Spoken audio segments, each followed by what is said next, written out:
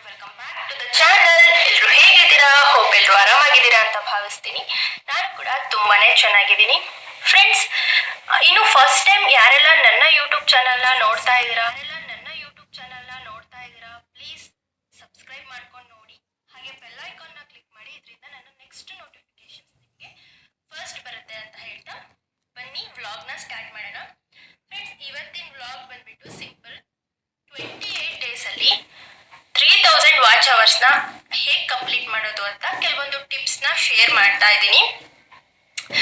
ಯಾಕಪ್ಪ ಈ ಒಂದು ವಿಡಿಯೋನ ಮಾಡ್ತಾ ಇದ್ದೀನಿ ಅಂತ ಅಂದರೆ, ನನ್ನ ಒಂದು ಯೂಟ್ಯೂಬ್ ಚಾನಲಲ್ಲಿ 28 ಡೇಸಲ್ಲಿ 3000 ವಾಚ್ ಅವರ್ಸ್ ಕಂಪ್ಲೀಟ್ ಆಗಿದೆ.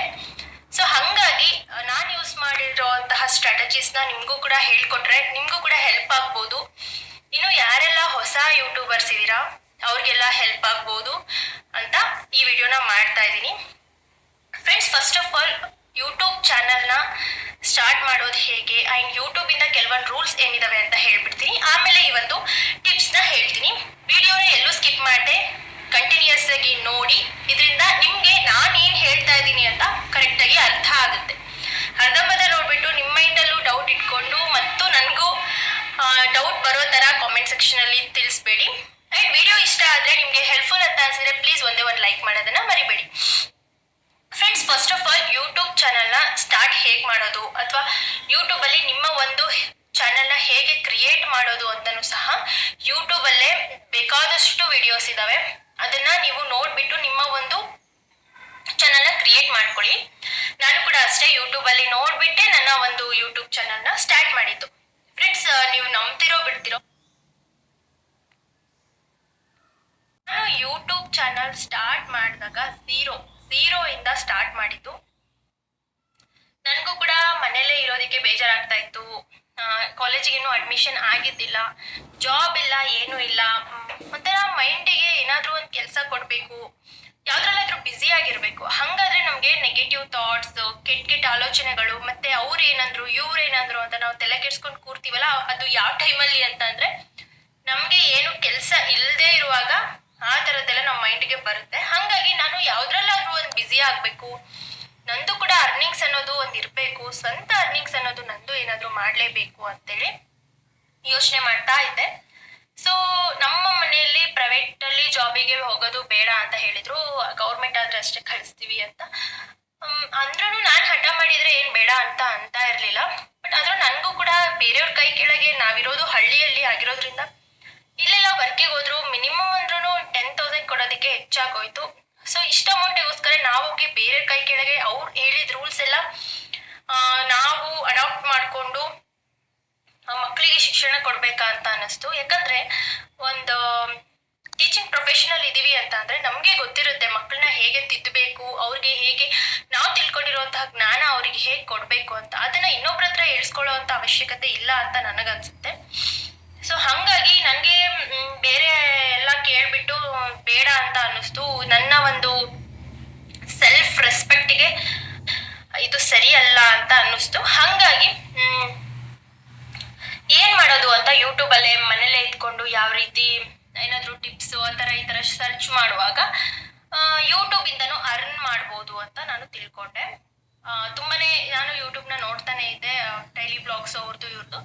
ನಾನು ಯಾಕೆ ಚಾನಲ್ನ ಸ್ಟಾರ್ಟ್ ಮಾಡಬಾರ್ದು, ನನ್ನ ಹತ್ರನೂ ಕೂಡ ತುಂಬಾ ಐಡಿಯಾಸ್ ಇದೆ, ನನ್ನ ಹತ್ರನೂ ಕೂಡ ತುಂಬಾ ಟ್ಯಾಲೆಂಟ್ ಇದೆ, ಅದನ್ನು ಬೇರೆಯವ್ರಿಗೆ ಏನಕ್ಕೆ ನನ್ನ ಚಾನಲ್ ಮೂಲಕ ಹೇಳ್ಕೊಡ್ಬಾರ್ದು ಅಂತ ನನ್ನ ಮೈಂಡಿಗೆ ಒಂದು ಥಾಟ್ ಬಂತು. ಹಾಗಾಗಿ ಯೂಟ್ಯೂಬ್ ಚಾನಲ್ನ ಸ್ಟಾರ್ಟ್ ಮಾಡಿದೆ. ನನ್ನ ಫ್ರೆಂಡ್ಸು ಕೂಡ ನನಗೆ ತುಂಬಾ ಹೇಳ್ತಾ ಇದ್ರು, ನಿನ್ನ ಕೈಲಿ ಆಗುತ್ತೆ, ನಿನ್ಗೆ ಕ್ರಿಯೇಟಿವಿಟಿ ಇದೆ, ಸ್ಟಾರ್ಟ್ ಮಾಡು ಅಂತ. ಸೊ ತುಂಬ ಜನ ಏನೇ ಒಂದು ಸಜೆಷನ್, ನೀನೊಂದು ಯೂಟ್ಯೂಬ್ ಚಾನಲ್ನ ಸ್ಟಾರ್ಟ್ ಮಾಡು, ಖಂಡಿತ ಬೇರೆಯವ್ರಿಗೆ ನಿನ್ನ ಒಂದು ಐಡಿಯಾಸಿಂದ ತುಂಬ ಹೆಲ್ಪ್ ಆಗ್ಬೋದು ಅಂತ ಹೇಳ್ತಾ ಬಂದರು. ಹಾಗಾಗಿ ಹೌದಲ್ವಾ, ಮನೇಲಿ ಕುತ್ಕೊಂಡು ಏನು ಮಾಡೋದು ಸುಮ್ಮನೆ ಅಂತ ನಾನು ಕೂಡ ಒಂದು ಯೂಟ್ಯೂಬ್ ಚಾನಲ್ನ ಕ್ರಿಯೇಟ್ ಮಾಡಿದೆ. ಝೀರೋದಿಂದ ಬಂದವಳು ನಿಜವಾಗ್ಲೂ.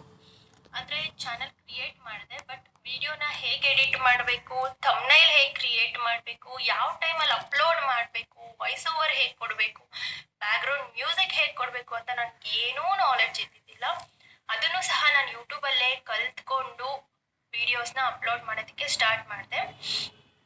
ಫ್ರೆಂಡ್ಸ್, ನಾನು ಏನೇನು ಯೂಸ್ ಮಾಡಿ ಯೂಟ್ಯೂಬಲ್ಲಿ ಇಲ್ಲಿವರೆಗೂ ಗ್ರೋ ಆಗಿದ್ದೀನಿ ಅಂತ ನಿಮ್ಮ ಜೊತೆ ಶೇರ್ ಮಾಡ್ತೀನಿ ಇವಾಗ.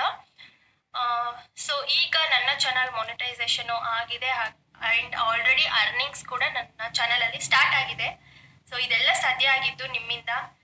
ಥ್ಯಾಂಕ್ ಯು ಸೋ ಮಚ್ ಅಂತ ಕೇಳ್ಕೊಳ್ತಾ ಇದ್ದೀನಿ. ನೀವು ನನ್ನ ಇಷ್ಟು ಎತ್ತರಕ್ಕೆ ತಂದಿರೋದು ಇದು ಒಂದು ನನಗೆ ತುಂಬ ಹೆಮ್ಮೆ ಪಡುವಂಥ ವಿಷಯ ಅಂತಾನೆ ಹೇಳ್ಬೋದು. ಯಾಕಂದರೆ ಇನ್ನೊಂದು ವಿಷಯ ಈ ವಿಡಿಯೋ ಮೂಲಕ ಶೇರ್ ಮಾಡ್ಕೊಳ್ಳೇಬೇಕು. ನಾನು ಪ್ರತಿ ಸಲನೂ ಇದನ್ನು ಹೇಳ್ತೀನಿ. ಯಾಕೆ ಗೊತ್ತಾ, ಯೂಟ್ಯೂಬಿಂದನೇ ನಾನು ದುಡಿಬೇಕು ಅಂತ ಏನಿಲ್ಲ.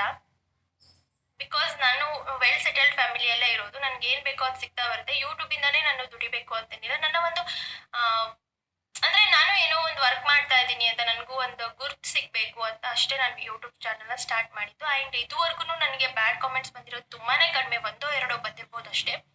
ಬಿಟ್ಟರೆ ನನ್ನ ಚಾನಲ್ಗೆ ಬ್ಯಾಡ್ ಕಮೆಂಟ್ಸ್ ಕೂಡ ಬರೋದಿಲ್ಲ. ಯಾಕಂದರೆ ನಾನು ವೀಡಿಯೋಸ್ನ ಏನು ಕೊಡ್ತೀನಿ ಅದನ್ನು ತುಂಬಾ ಯೋಚನೆ ಮಾಡಿ ನಾನು ಒಂದೇ ಆಗಲಿ ಡಿಲೇ ಆದರೂ ಪರವಾಗಿಲ್ಲ ನಾನು ಹಾಕ್ತೀನಿ. ವ್ಯೂಸ್ಗೋಸ್ಕರ ನಾನು ಯಾವತ್ತೂ ವಿಡಿಯೋಸ್ನ ಮಾಡೋದಿಲ್ಲ.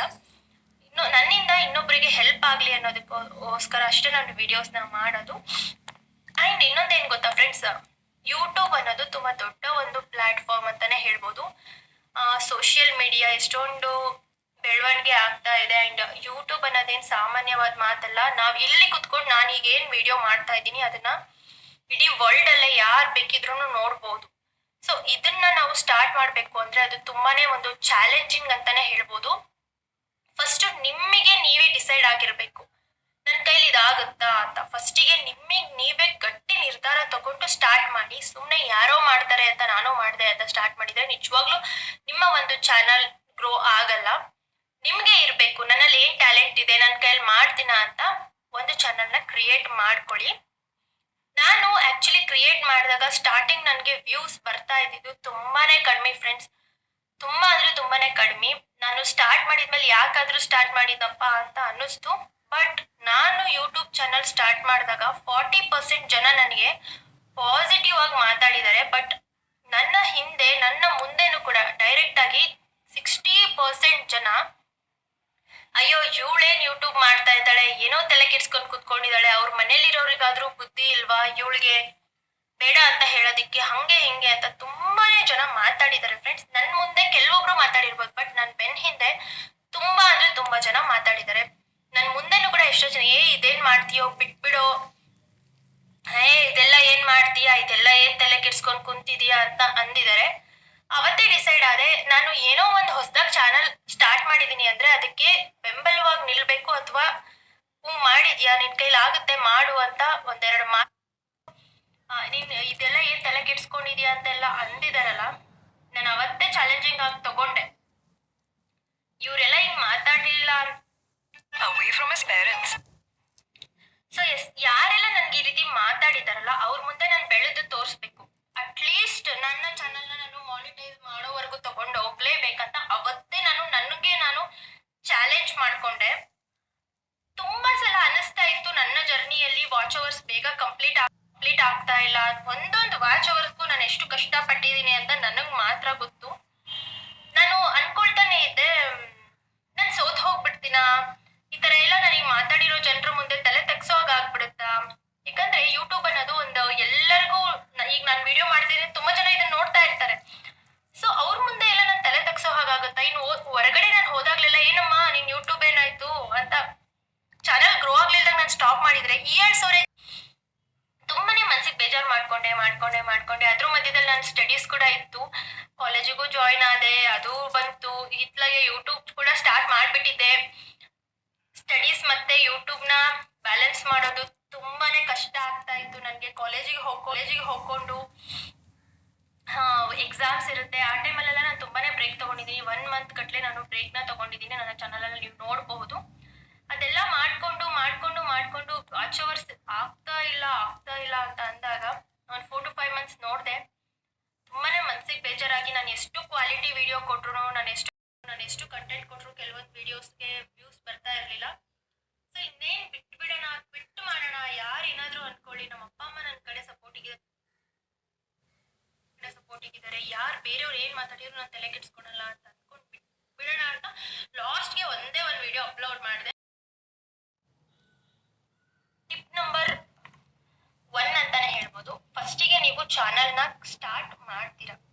ಸ್ಟಾರ್ಟ್ ಮಾಡಿದ ಮೇಲೆ ನಿಮ್ಮ ಒಂದು ವಿಡಿಯೋ ಕನ್ಸಿಸ್ಟೆನ್ಸಿಯಾಗಿ ಆಗ್ತಾ ಹೋಗ್ಬೇಕಾಗತ್ತೆ. ಅಂದ್ರೆ ವಾರಕ್ಕೆ ನೀವು 3 ವಿಡಿಯೋ ಹಾಕ್ತೀರಾ, ಕಂಟಿನ್ಯೂಸ್ ಆಗಿ ಪ್ರತಿ ವಾರನೂ ಕೂಡ 3 ವಿಡಿಯೋನ ಹಾಕ್ತಾ ಹೋಗಿ. ಅಂದ್ರೆ ಕೆಲವೊಬ್ರು ಡೈಲಿ ಒಂದೊಂದು ವಿಡಿಯೋ ಹಾಕ್ತಾರೆ, ಕೆಲವೊಂದು ವಾರದಲ್ಲಿ 3 ವಿಡಿಯೋ ಹಾಕ್ತಾರೆ, ಅವ್ರಿಗೆ ಟೈಮ್ ಇರಲ್ಲ. ಸೊ ಅಂತವ್ರು ಅಥವಾ ವಾರಕ್ಕೆ ಒಂದ್ ಹಾಕ್ತಾ ಇರ್ತಾರೆ, ಅವ್ರು ಕನ್ಸಿಸ್ಟೆನ್ಸಿಯಾಗಿ ನಿಮ್ಮ ಒಂದು ವಿಡಿಯೋಸ್ನ ಹಾಕ್ತಾ ಹೋಗಿ. ಅಂಡ್ ಇನಿಷಿಯಲ್ ಡೇಸ್ ಅಲ್ಲಿ ನೀವು ದಿನಕ್ಕೆ ಒಂದು ವಿಡಿಯೋ ಹಾಕೋದ್ರಿಂದ ನಿಮ್ಗೆ ಬೆಟರ್ ಅಂತಾನೆ ಹೇಳ್ಬೋದು. ವಾಚ್ ಅವರ್ಸ್ ಬೇಗ ಕಂಪ್ಲೀಟ್ ಆಗುತ್ತೆ. ಅಂಡ್ ನಿಮ್ಮ ಒಂದು ಲಾಂಗ್ ವಿಡಿಯೋಸ್ ಇಂದ ನಿಮ್ಗೆ ವಾಚ್ ಅವರ್ಸ್ ಕಂಪ್ಲೀಟ್ ಆಗುತ್ತೆ. ಅಂಡ್ ಶಾರ್ಟ್ಸ್ ಅಂತ ಏನ್ ನೀವು ವಿಡಿಯೋಸ್ ಮಾಡ್ತಿರಲ್ಲ, ಅದರಿಂದ ನಿಮ್ಗೆ ಸಬ್ಸ್ಕ್ರೈಬರ್ಸ್ ಬರೋ ಚಾನ್ಸಸ್ ಜಾಸ್ತಿ ಇರುತ್ತೆ. ಸೊ ಹಂಗಾಗಿ ನಿಮಗೆ ಸಬ್ಸ್ಕ್ರೈಬರ್ಸ್ ಬೇಕು ಅಂದ್ರೆ ಶಾರ್ಟ್ಸ್ ನ ಜಾಸ್ತಿ ಹಾಕಿ, ವಾಚ್ ಅವರ್ಸ್ ಕಂಪ್ಲೀಟ್ ಆಗ್ಬೇಕು ಅಂತಂದ್ರೆ ಲಾಂಗ್ ವಿಡಿಯೋಸ್ ನ ಜಾಸ್ತಿ ಹಾಕಿ. ದಿನ ಒಂದಂತೂ ಅಪ್ಲೋಡ್ ಮಾಡೋದಕ್ಕೆ ಟ್ರೈ ಮಾಡಿ. ಅಂಡ್ ಟಿಪ್ ನಂಬರ್ 2 ಏನಂತ ಹೇಳಿದ್ರೆ, ನೀವು ಒಂದು ವಿಡಿಯೋನ ಹಾಕ್ತಾ ಇದ್ದೀರಾ ಅಂತ ಅಂದ್ರೆ ಸ್ವಲ್ಪ ಅದ್ರದ್ದು ಟೈಮ್ ಡ್ಯೂರೇಷನ್ ಜಾಸ್ತಿ ಇರ್ಲಿ ಅಂತಾನೆ ಹೇಳ್ತೀನಿ. ಅಂದ್ರೆ ನೀವು 5 ನಿಮಿಷದ ಒಂದು ವಿಡಿಯೋ ಹಾಕ್ತೀರಾ ಅಂತ ಅಂದ್ರೆ ಅದನ್ನ 10 ಜನ ಅಥವಾ 12 ಜನ ಸ್ಕಿಪ್ ಮಾಡ್ಲಿಲ್ದಂಗೆ ಕಂಟಿನ್ಯೂಸ್ ಆಗಿ ನೋಡಿದ್ರು ಅಂದ್ರೆ ಮಾತ್ರ ನಿಮಗೆ ಒಂದೇ ಒಂದು ವಾಚ್ ಅವರ್ಸ್ ಆಗುತ್ತೆ. ಒಂದು ವಾಚ್ ಅವರ್ ಆಗ್ಬೇಕಂದ್ರೆ 60 ಮಿನಿಟ್ಸ್ ನಿಮ್ಮ ಒಂದು ವಿಡಿಯೋನ ನೋಡಿರ್ಬೇಕು. ಸೊ ಹಂಗಾಗಿ ನೀವು ಒಂದು 20 ಮಿನಿಟ್ಸ್ ವಿಡಿಯೋ ಅಥವಾ 15 ನಿಮಿಷಕ್ಕಿಂತ ಜಾಸ್ತಿ ಇರುವಂತಹ ವಿಡಿಯೋಸ್ನ ನೀವು ಅಪ್ಲೋಡ್ ಮಾಡೋದ್ರಿಂದ ನಿಮ್ಮ ವಾಚ್ ಅವರ್ಸ್ ಬೇಗ ಕಂಪ್ಲೀಟ್ ಆಗುತ್ತೆ. ಸೊ ನೀವು 15 ನಿಮಿಷದ ವಿಡಿಯೋ ಅಪ್ಲೋಡ್ ಮಾಡಿದ್ರಿ ಅಂದ್ರೆ 4 ಜನ ಸ್ಕಿಪ್ ನೋಡಿದ್ರು ಅಂದ್ರೆ ಅಲ್ಲಿಗೆ 60 ಮಿನಿಟ್ಸ್ ಆಗುತ್ತೆ, ಒಂದು ವಾಚ್ ಅವರ್ ಕಂಪ್ಲೀಟ್ ಆಗುತ್ತೆ. ಸೊ ಹಂಗಾಗಿ 3 ನಿಮಿಷ, 5 ನಿಮಿಷ, 8 ನಿಮಿಷ, 7 ನಿಮಿಷ ಈ ತರ ವಿಡಿಯೋಸ್ ಮಾಡೋ ಬದಲು 15 ನಿಮಿಷಕ್ಕಿಂತ ಜಾಸ್ತಿ ಡ್ಯೂರೇಷನ್ ಇರುವಂತಹ ವಿಡಿಯೋಸ್ನ ಮಾಡೋದಕ್ಕೆ ನೀವು ಟ್ರೈ ಮಾಡಿ. ನಾನು ಕೂಡ ಇನಿಷಿಯಲ್ ಡೇಸ್ ಅಲ್ಲಿ ಮಾಡಿರ್ತಕ್ಕಂತಹ ತಪ್ಪು ಇದೆ. ಸೊ ನನ್ನ ಚಾನಲ್ ನೀವು ನೋಡಬಹುದು, 5 ನಿಮಿಷ, 6 ನಿಮಿಷ, 7 ನಿಮಿಷದ್ದೇ ಜಾಸ್ತಿ ಮಾಡಿದೀನಿ. ನನಗೂ ಕೂಡ ಒಂದು ಐಡಿಯಾ ಇರಲಿಲ್ಲ. ಸೊ ಹಂಗಾಗಿ ನಿಮಗೆ ಹೇಳ್ತಾ ಇದ್ದೀನಿ, ಯಾರೆಲ್ಲ ಹೊಸದಾಗಿ ಚಾನಲ್ ಕ್ರಿಯೇಟ್ ಮಾಡಿದ್ದೀರಾ ಅವ್ರಿಗೆ ಹೇಳ್ತಾ ಇದ್ದೀನಿ, 15 ನಿಮಿಷಕ್ಕಿಂತ ಜಾಸ್ತಿ ವಿಡಿಯೋನ ಮಾಡಿ ಅಪ್ಲೋಡ್ ಮಾಡಿ. ತುಂಬಾ ಜನ ಮಾಡುವಂತ ಮಿಸ್ಟೇಕ್ನ ಥರ್ಡ್ ಟಿಪ್ ಬಂದ್ಬಿಟ್ಟು, ನಿಮ್ಮ ಒಂದು ಯೂಟ್ಯೂಬ್ಗೆ ವಿಡಿಯೋ ಮಾಡ್ತಾ ಇದ್ದೀರಾ ಅಂತ ಅಂದ್ರೆ ಅದು ನಿಮಗೆ ಇಟ್ಕೊಂಡು ಮಾಡಿ. ಸೊ ಹಿಂಗ್ ಇಟ್ಕೊಂಡು ಮಾಡ್ಬಿಡ್ರಿ. ತುಂಬಾ ಜನ ಮಾಡಿ ಅಪ್ಲೋಡ್ ಮಾಡುವಂತದ್ದೇ ಯೂಟ್ಯೂಬಿನ ಒಂದು ಸೈಜ್ ಏನಿದೆ ಆ ಒಂದು ಸೈಜಿಗೆ ಬರ್ಬೇಕಂದ್ರೆ ಮೊಬೈಲ್ನ ನೀವು ಈ ರೀತಿ ಅಡ್ಡ ಮೊಬೈಲ್ನ ಇಟ್ಕೊಂಡು ಮಾಡ್ಬೇಕಾಗುತ್ತೆ. ಸೊ ನನ್ನ ಒಂದು ಮೊಬೈಲ್ ನಿಮಗೆ ಪ್ರೂಫ್ ತೋರಿಸ್ತೀನಿ.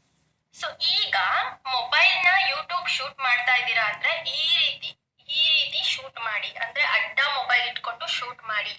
ಅದೇ ನೀವು ಯೂಟ್ಯೂಬ್ ಶಾರ್ಟ್ಸ್ ಅಥವಾ ಇನ್ಸ್ಟಾಗ್ರಾಮಿಗೆ ಶೂಟ್ ಮಾಡ್ತಾ ಇದ್ದೀರಾ ಅಂದ್ರೆ ಈ ರೀತಿ ವಿಡಿಯೋಸ್ನ ಶೂಟ್ ಮಾಡ್ಬೇಕಾಗುತ್ತೆ. ಅಂದ್ರೆ ಸೈಜ್ ಶಾರ್ಟ್ಸ್ ಇನ್ ಸೈಜ್ ಬೇರೆ, ಲಾಂಗ್ ವಿಡಿಯೋ ಸೈಜ್ ಬೇರೆ. ಹಂಗಾಗಿ ತುಂಬಾ ಜನ ನಾನು ನೋಡ್ತಾನೆ ಇರ್ತೀನಿ ವಿಡಿಯೋಸ್ನ. ಅಂಡ್ ನೀವು ಎಡಿಟ್ ಮಾಡ್ಬೇಕಾದ್ರೂ ಇನ್ಶಾರ್ಟ್ ಆ್ಯಪ್ ಅಥವಾ ಯಾವುದೇ ಆ್ಯಪ್ ಆಗಲಿ, ಅಲ್ಲಿ ಕೆಳಗಡೆ ಒಂದು ಎಡಿಟಿಂಗ್ ಮಾಡುವಾಗ ಅಲ್ಲಿ ಕೊಟ್ಟಿರ್ತಾರೆ ಕ್ರಾಪ್ ಅಥವಾ ಅದಕ್ಕೆ ಇರ್ತಲ್ಲ, ಅಲ್ಲಿ ಹೋಗ್ಬಿಟ್ಟು ಯೂಟ್ಯೂಬ್ ಇಂದ ಒಂದು ಸಿಂಬಲ್ ಇರುತ್ತೆ, ಅದ್ರ ಮೇಲೆ ಕ್ಲಿಕ್ ಮಾಡಿ ನಿಮ್ ಯೂಟ್ಯೂಬ್ ಸೈಜಿಗೆ ನಿಮ್ಮ ವಿಡಿಯೋ ಎಡಿಟ್ ಆಗ್ತಾ ಹೋಗುತ್ತೆ. ಸೊ ದಯವಿಟ್ಟು ಈ ಒಂದು ಮಿಸ್ಟೇಕ್ನ ಮಾಡಬೇಡಿ. ಯೂಟ್ಯೂಬ್ ಶೂಟ್ ಮಾಡೋದಾದ್ರೆ ಹಿಂಗೆ ಮಾಡಿ. ಸೊ ಹಂಗಾಗಿ ನಿಮಗೆ ಅರ್ಥ ಆಗ್ಲಿ ಅಂತ ಈ ಒಂದು ನನ್ನ ಹಳೆ ಮೊಬೈಲ್ನ ತಗೊಂಡು ಬಂದು ನಿಮ್ಗೆ ತೋರಿಸಿದ್ದು. ಅಂಡ್ ಥರ್ಡ್ ಟಿಪ್ ಬಂದ್ಬಿಟ್ಟು ಇದಾಯ್ತಾ.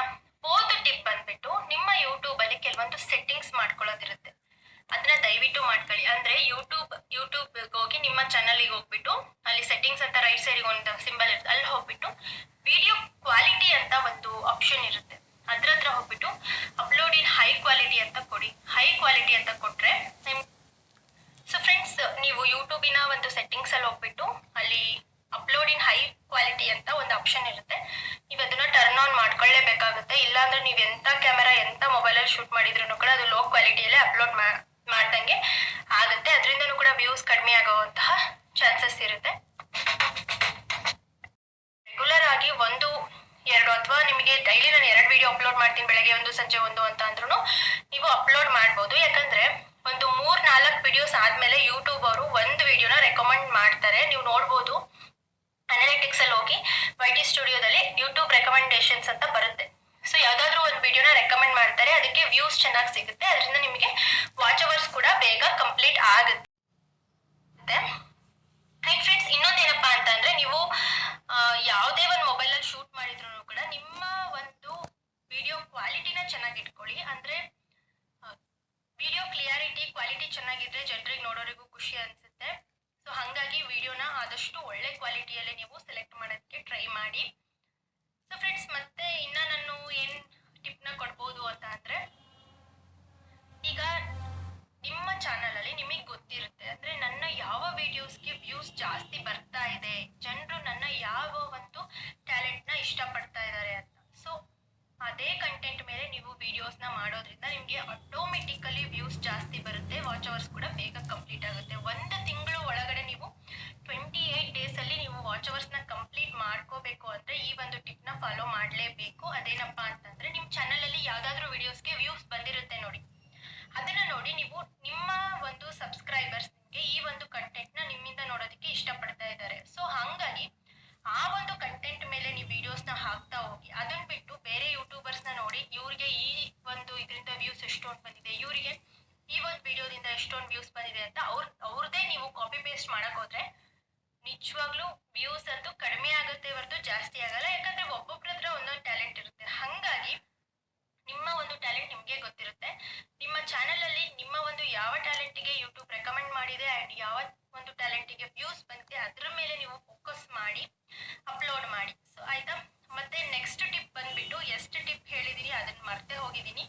ಸೊ ನೆಕ್ಸ್ಟ್ ಟಿಪ್ ಬಂದ್ಬಿಟ್ಟು, ಯಾವ ಟೈಮ್ ಅಲ್ಲಿ ವಿಡಿಯೋನ ಅಪ್ಲೋಡ್ ಮಾಡ್ಬೇಕಾಗತ್ತೆ ಅನ್ನೋದು. ಸೊ ಇದಂತೂ ಮೋಸ್ಟ್ ಇಂಪಾರ್ಟೆಂಟ್ ಟಿಪ್ ಫ್ರೆಂಡ್ಸ್. ಯಾಕಂದ್ರೆ ನೀವು ವಿಡಿಯೋನ ಯಾವ ಟೈಮಲ್ಲಿ ಅಪ್ಲೋಡ್ ಮಾಡಿದ್ರೆ ವ್ಯೂಸ್ ಜಾಸ್ತಿ ಬರುತ್ತೆ ಅನ್ನೋದು ಜಾಸ್ತಿ ಜನ ಯಾರು ಹೇಳಲ್ಲ, ಬಟ್ ನಾನು ಹೇಳ್ತಾ ಇದ್ದೀನಿ. ನೀವು ಮಾರ್ನಿಂಗ್ 10:30 ಇಂದ 1 o'clock ಅಥವಾ 12:30 ಒಳಗಡೆ ವಿಡಿಯೋನ ಅಪ್ಲೋಡ್ ಮಾಡೋದಕ್ಕೆ ಆದಷ್ಟು ಟ್ರೈ ಮಾಡಿ. ಆ ಟೈಮಲ್ಲಿ ವಿಡಿಯೋನ ಅಪ್ಲೋಡ್ ಮಾಡೋದ್ರಿಂದ ನಿಮಗೆ ವ್ಯೂಸ್ ಕೂಡ ಜಾಸ್ತಿ ಬರುತ್ತೆ. ಯಾಕಪ್ಪ ಅಂತ ಅಂದ್ರೆ, ನೀವು ಬೆಳಗ್ಗೆ ಅರ್ಲಿ ಅಂದ್ರೆ 10:30 ಇಂದಾನೆ ವಿಡಿಯೋನ ಅಪ್ಲೋಡ್ ಮಾಡಿದ್ರೆ ನಿಮಗೆ ಯೂಟ್ಯೂಬ್ ಅವರು ರೆಕಮೆಂಡ್ ಮಾಡುವಂತ ಚಾನ್ಸಸ್ ತುಂಬಾನೇ ಇರುತ್ತೆ. ನೀವು ಬೇಕಿದ್ರೆ ಸಂಜೆ ಒಂದು ವಿಡಿಯೋ ಅಪ್ಲೋಡ್ ಮಾಡಿ ನೋಡಿ, ಬೆಳಗ್ಗೆ 10:30 ಅಥವಾ 11 o'clock ಒಂದು ವಿಡಿಯೋ ಅಪ್ಲೋಡ್ ಮಾಡಿ, 12:30 ಒಂದು ವಿಡಿಯೋ ಅಪ್ಲೋಡ್ ಮಾಡಿ ನೋಡಿ, ನಿಮಗೆ ಡಿಫ್ರೆನ್ಸ್ ಗೊತ್ತಾಗುತ್ತೆ. ನನ್ನ ಯಾವ ವಿಡಿಯೋಗೆ ವ್ಯೂಸ್ ಜಾಸ್ತಿ ಬಂದಿದೆ ಅಂತ ನೀವೇ ಅಬ್ಸರ್ವ್ ಮಾಡ್ಬೋದು. ಹಾಗಾಗಿ 12:30 ಒಳಗಡೆ ವಿಡಿಯೋ ಅಪ್ಲೋಡ್ ಮಾಡೋಕ್ಕೆ ಟ್ರೈ ಮಾಡಿ. ಅದು ಆಗ್ಲಿಲ್ಲಪ್ಪ ನನಗೆ ಅಂತ ಅಂದ್ರೆ ಮಧ್ಯಾಹ್ನ ಹೊತ್ತು 1 o'clock ಇಂದ 2:30 ಒಳಗಡೆ ನೀವು ನಿಮ್ಮ ವಿಡಿಯೋಸ್ನ ಅಪ್ಲೋಡ್ ಮಾಡಿದ್ರೆ ಅದಕ್ಕೆ ವ್ಯೂಸ್ ಜಾಸ್ತಿ ಬರುತ್ತೆ. ಅದರಿಂದನೂ ಕೂಡ ನಿಮ್ಮ ಒಂದು ವಾಚ್ ಅವರ್ಸ್ ಕಂಪ್ಲೀಟ್ ಆಗುತ್ತೆ. ಸೊ ವಿತ್ ಪ್ರೂಫ್, ನನ್ನ ಒಂದು ಚಾನಲ್ 28 ಡೇಸ್, ಜಸ್ಟ್ 28 ಡೇಸ್ ಒಳಗಡೆ 3000 ಸಬ್ಸ್ಕ್ರೈಬರ್ಸ್ನ ಕಂಪ್ಲೀಟ್ ಮಾಡಿತ್ತು. 3000 ಸಬ್ಸ್ಕ್ರೈಬರ್ಸ್ ಅಲ್ಲ, 3000 ವಾಚ್ ಅವರ್ಸ್ನ ಕಂಪ್ಲೀಟ್ ಮಾಡಿದೆ. ನೀವು ವಿತ್ ಪ್ರೂಫ್ ನೀವು ನೋಡ್ಬೋದು, ಇಲ್ಲಿ ಆಗ್ತಾ ಇದ್ದೀನಿ, ನನ್ನ ಚಾನಲ್ ಅಲ್ಲಿ ಕಂಪ್ಲೀಟ್ ಆಗಿದೆ 28 ಡೇಸ್ ಒಳಗಡೆ. ಸೊ ಫ್ರೆಂಡ್ಸ್, ಮಾನಿಟೈಸ್ ಆಗೋದಕ್ಕೆ 4000 ವಾಚ್ ಅವರ್ಸ್ ಬೇಕಾಗಿಲ್ಲ. 3000 ವಾಚ್ ಅವರ್ಸ್ ಇದ್ರೆ ನಿಮ್ಮ ಚಾನಲ್ ಮಾನಿಟೈಸ್ ಆಗಿ ಆಡ್ಸೆನ್ಸ್ ಪಿನ್ ಕೂಡ ಬರುತ್ತೆ. ಬಟ್ ನಿಮ್ಮ ಚಾನಲ್ಗೆ ಅರ್ನಿಂಗ್ಸ್ ಬರಬೇಕು, ಅಮೌಂಟ್ ಬರಬೇಕು ಅಂದ್ರೆ 4000 ವಾಚ್ ಅವರ್ಸ್ ಕಂಪ್ಲೀಟ್ ಆಗ್ಲೇಬೇಕು. 4000 ವಾಚ್ ಅವರ್ಸ್ ಆದ್ಮೇಲೆ ನಿಮಗೆ ಅರ್ನಿಂಗ್ ಸ್ಟಾರ್ಟ್ ಆಗುತ್ತೆ, ಡಾಲರ್ಸ್ ಅನ್ನೋದು ಬರ್ತಾ ಹೋಗುತ್ತೆ. ಬಟ್ ಈ ಒಂದು ಆಡ್ಸೆನ್ಸ್ ಪಿನ್ ಬರಬೇಕು ಅಂತಂದ್ರೆ ನಿಮ್ಮ ಚಾನಲ್ ಅಲ್ಲಿ 3000 ವಾಚ್ ಅವರ್ಸ್ ಕಂಪ್ಲೀಟ್ ಆಗಿದ್ರೆ ಸಾಕು. ಫ್ರೆಂಡ್ಸ್, ನಾನು ಹೇಳಿರುವಂತಹ ಟಿಪ್ಸ್ ನಿಮಗೆ ಇಷ್ಟ ಆಗಿದೆ ಅಂತ ಅನ್ಕೊಳ್ತೀನಿ. ಇದರಿಂದ ನಿಮಗೂ ಕೂಡ ಹೆಲ್ಪ್ಫುಲ್ ಆಗಿದೆ ಅಂತ ಅನ್ಕೊಳ್ತೀನಿ. ವಿತ್ ಪ್ರೂಫ್, ನನ್ನ ಚಾನಲ್ ಅಲ್ಲಿ ನಾನು ಇದೇ 3000 ವಾಚ್ ಅವರ್ಸ್ ಕಂಪ್ಲೀಟ್ ಆಗೋದಕ್ಕೆ ನನಗೆ 6 ಮಂತ್ ಟೈಮ್ ತಗೊಳ್ತು.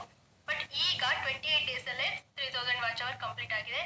ಸೊ ಹಂಗೆ ಚಾನಲ್ ಸ್ವಲ್ಪ ಹಳೇದಾಗ್ತಾ ಇದ್ದಂಗೆ ವ್ಯೂಸ್ ಕೂಡ ಜಾಸ್ತಿ ಬರುತ್ತೆ ಅಂಡ್ ನಿಮಗೂ ಕೂಡ ಹೊಸ ಹೊಸ ಐಡಿಯಾಸ್ ಬರುತ್ತೆ ಯಾವ ರೀತಿ ನನ್ನ ಚಾನಲ್ನ ಗ್ರೋ ಮಾಡ್ಕೋಬೇಕು ಅಂತ.